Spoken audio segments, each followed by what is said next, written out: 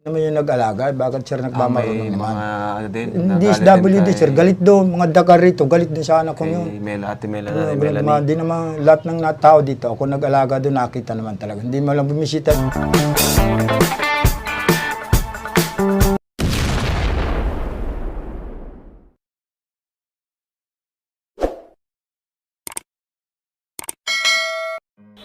Good morning mga kalingap. Welcome back sa ating channel. Viewers, subscriber, mabuhay tayong lahat. Huwag din nating kalimutang suportahan Kalingap Rab, Bal Santos Matubang, Ate Edna Vlog. Mga kalingap, Rina, kinuha na naman ni Lolo Nestor.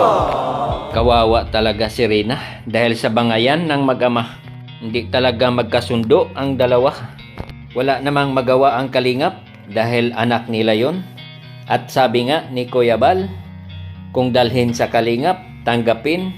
Kung kukunin, ibigay. Dahil may karapatan sila.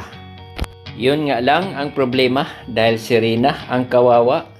Ang ganda naman sana ang buhay ni Rina sa piling ni Ate Roda. Dahil mas active ang utak ni Rina at minsan sinasama pa ni Kalingap Rab sa mga feeding program.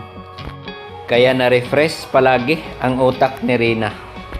Kumpara doon sa bahay ni Lolo Nestor, nang walang ibang ginawa kundi mag-cellphone at tulog lang sa buong mag-araw.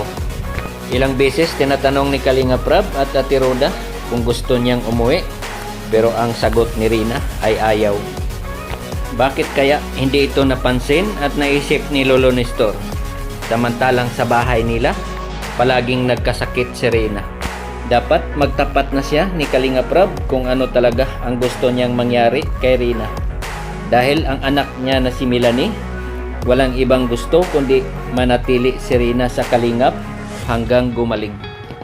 Kayo po tayo, ano masasabi niyo po doon tayo? Anong mensahe niyo po kay Rina? Ay, ang gusto ko sir ay tingnan ko kung anong po sir nangyayari lang doon. Ako sir bagay nag-aalala ko sir doon, hindi ko makita parati sir. Oo. Tagal baga sir. Nami-miss niyo rin po pala, no? Ay, hindi ko. Lalo na yung anak ko, ang kulit na kulit din nun. Sino?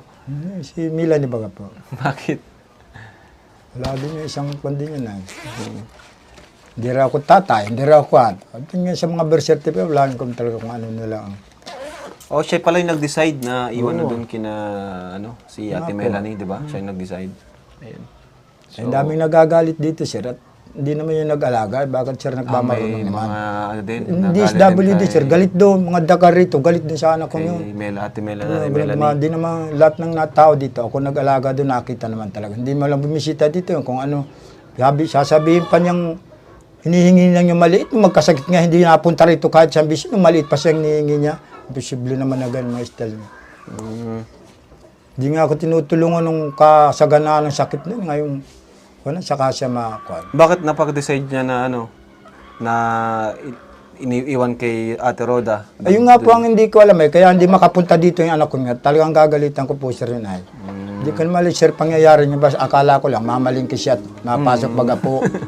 Mapasok baga po notebook, papel, Kasi ang sabi daw niya doon sa vlog natin na dadalhin niyo daw po sa Manila. So di yata siya pumayag. Hindi naman po rin ako mapunta. Saka sasabi ni kikidnapin daw.